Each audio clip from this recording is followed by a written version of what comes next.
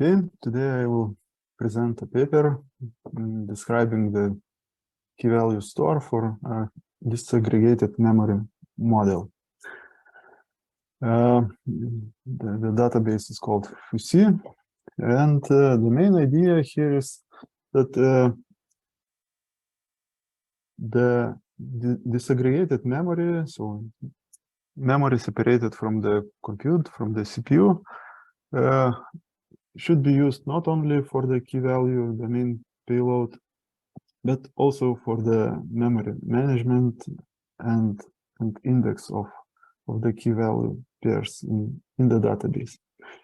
So as an example, in this image, they present the architecture of the Clover, the database which uses, as they call monolithic approach to the memory management and on the index management in the database, and that makes a bottleneck in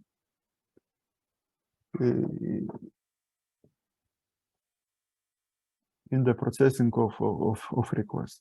So in order to avoid that bottleneck of single cluster or node managing the index and memory management, they propose also split and manage them distributedly in FUSEE.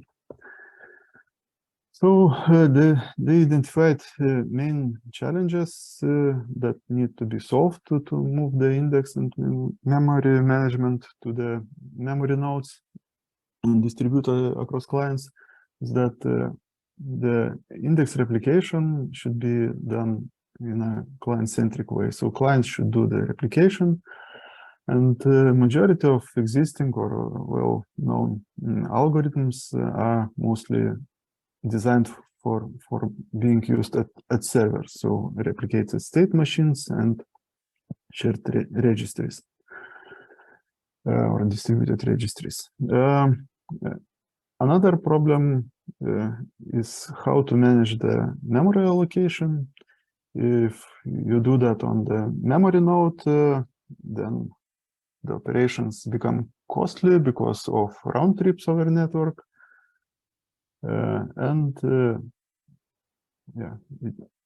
They have to somehow differentiate between the compute node, which can handle the fine-grained allocation, and the memory node, which handles coarse grained allocation of memory. And also, as a distributed system, metadata corruption has to be solved in such a setup as well. So the clients collaboratively should recover from crashes and correct the metadata if it was corrupted. By metadata, in this case, they call the memory management information, which blocks are allocated for what, and the hash index for the key value pairs. From the topology of the key value database they propose, they have a pool of compute nodes. Those are mostly clients, but they also have a distinguished member here, the master node, and in principle it is used to recover from crashes. The master node has to be reliable, redundant, distributed, etc. That's not it is assumed in the database to be reliable. So that node itself probably is distributed. And the clients are compute nodes. They run as a client for the memory pool. And in the memory pool, they have a bunch of memory nodes, and each of them manage the memory allocation, index to the key value pairs, and the key value pairs themselves.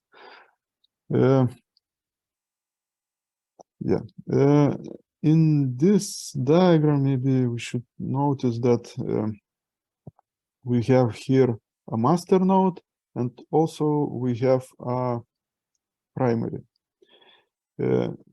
which is primary is a memory node, which is primary for some particular key value.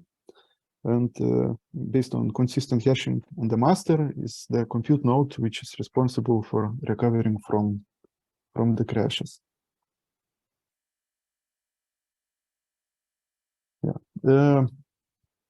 Manage the index. They propose a consensus protocol, and this protocol called snapshot. And this diagram outlines the main workflow of that consensus.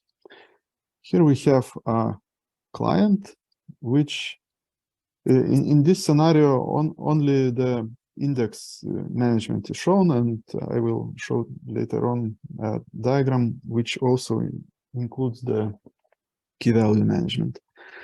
So a client which performs an operation for a particular key, it issues a read operation to the primary node and gets some value from it. Then it uses the compare and swap operation from the memory nodes and issue updates to the backup nodes. Actually, that's a mistake. Probably only backup nodes here should be updated. Upon reception of the responses from that compare and swap, the client gets the result of those compare and swap. And the result is the previous value at those nodes before the swap. So based on this information, the node can know if the compare and swap operation succeeded or not. Because here it gets the old value, and if old value is returned here, then the operation was successful. Otherwise, it gets the value which probably already written by other node. And then several alternatives follow after that. So in the good scenario, when no conflicts were happening during the write, vlist will contain only the old values, so all the swaps succeeded, and then primary node is updated using the compare and swap as well. All the clients read information from the primary node only. So until we have this compare and swap succeeded, the transaction is not completed, but when we write it to the primary node, then the transaction is considered successful. Otherwise, it can happen that we will get different values from those compare and swap operations. So maybe our value is written or some other values were written there as well. So in this case, two rules apply. If we have a majority adopted for some particular value, and that value is our value, as we propose here, then we just write the same value with compare and swap. We provide that value from here as an old value, and this way we update the value in those nodes which has different stuff in there. After this step, all the backup nodes will have the value we have written, and then we update the primary. That's for the rule number 2. Rule number 2 is if there is a majority of nodes adopted our value. And if there is no majority, then the protocol works by just picking the smallest value from those, and the smallest value will win. Again, the winning node will write the value to all the backup nodes that have different values based on this vlist, and then update the primary. Again, the transaction point is when you update the primary node. That's for the winning node. If our value actually, if value of that node wins. Otherwise, the node keeps reading the primary node until the value will change in that node. It means that other client will complete its transaction, and that other client is the winner for this transaction. So in general, that's last write wins strategy here is applied. Yeah, and this scenario only covers the situation when no clients nor backups or primaries crash, and they describe the crash scenarios in separately. Apart from the indexes, Carolus, how would I know if I lost? You know, if you lost, if other, for example, in the case of rule number 2, the vlist will contain majority of those backup nodes adopted some value, but that value differs from the value we proposed. So we are losing this, and another node will write its value there. The same for the rule number 3. If our value is not the smallest one, then another node should complete its transaction, and we just wait for it here.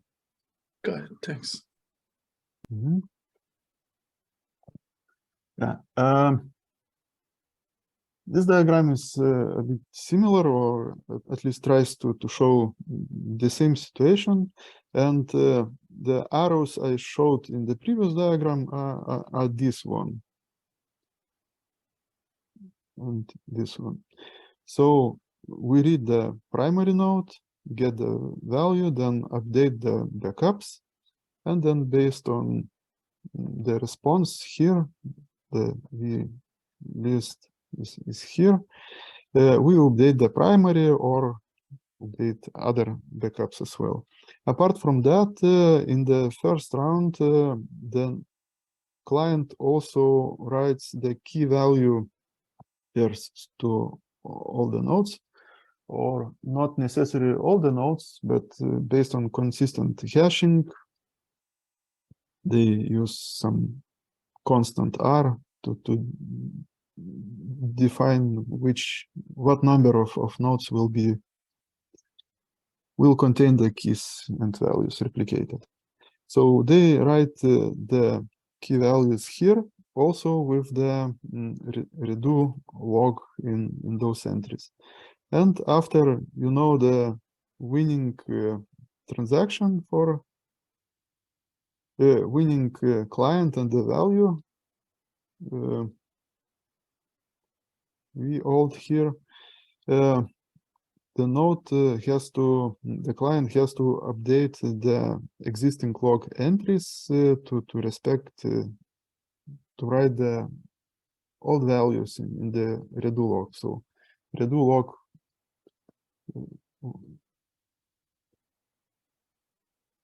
will be appended to the key value pair. So key value log entry, and itself, it refers, of course, to the new value here, and also refers to the old value, which refers to this. The problem is that while you are writing these entries, you don't know the old value for sure, because maybe other transaction won the race. So that's why you have to update those log entries here in separate round. And when that succeeds, we complete the transaction by updating the index in the primary node.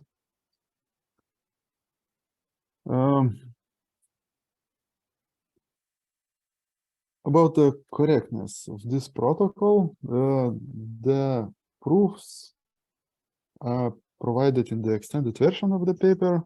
And the paper itself mentioned the TLA plus specification. I was trying to find it, but I was unable. I checked the extended version paper, also checked the GitHub repository for that project, but with no success.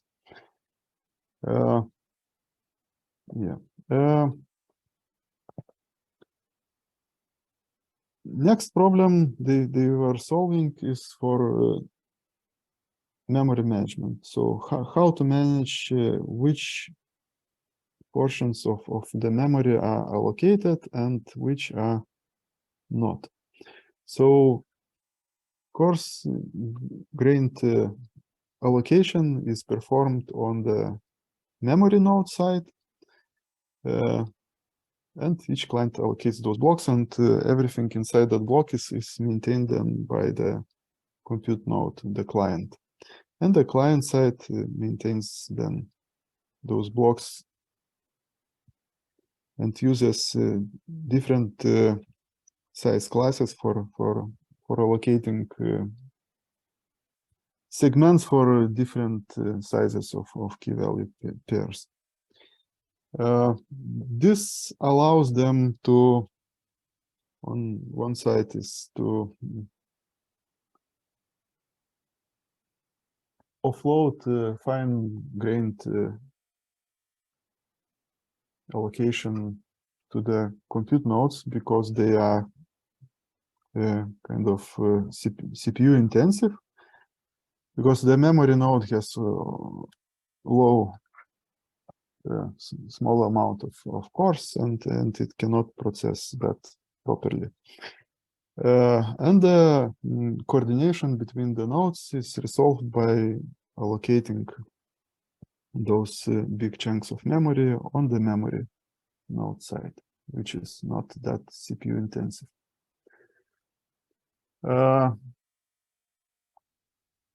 As I mentioned, for a recovery procedure, they use the kind of redo lock in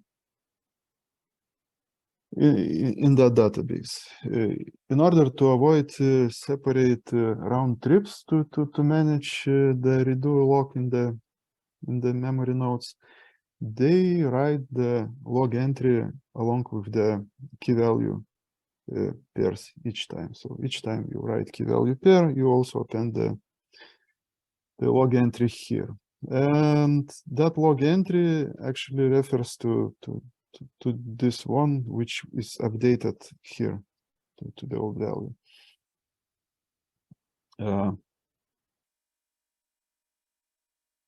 Yeah, and yeah, the old value is here, and other fields are used to detect the failures, but I will probably not make a lot of details here on that.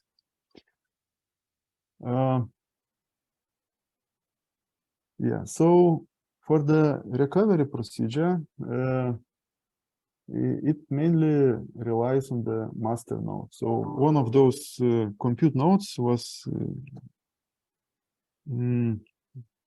denoted as master node. It has to be reliable, and protocol has nothing to do if that node crashes. it only participates in the recovery path. So if any node in the snapshot consensus is not reachable, then the protocol goes to the recovery procedure. So if the consensus proceeds without crashes, then master node is not involved in that path. Yeah, and for that recovery, or not just recovery, for the consensus, partially synchronous setting is assumed, and loosely synchronized clocks used as well, and crash stop failures. I'm not sure why they need the synchronous setting and loosely synchronized clocks, because I've seen no timeouts in the protocol. Yeah, and this tolerates any number of the client crashes, and R-1 crashes of the memory nodes.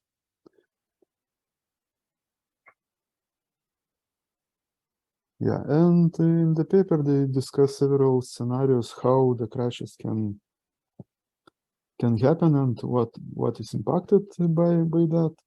So in the case of memory node crash, the read-write operations depend on them, and especially for writing the indexes in the snapshot consensus. So if that consensus fail at any step, it gives the control to the master node, which uses those redo logs written to the memory along with the key value pairs to compute the latest written index entry. And in that log, if you put it in like a linked list, the last element of that log is considered not written completely, so it collects those values from different memory nodes, and based on those decision procedures decides what actual value is here, and actually the master node writes that final value for the index into the memory nodes. Yeah, in the case of the client crashes, they emphasize two problems here. So one is that if a node has some memory managed, so it is left unmanaged,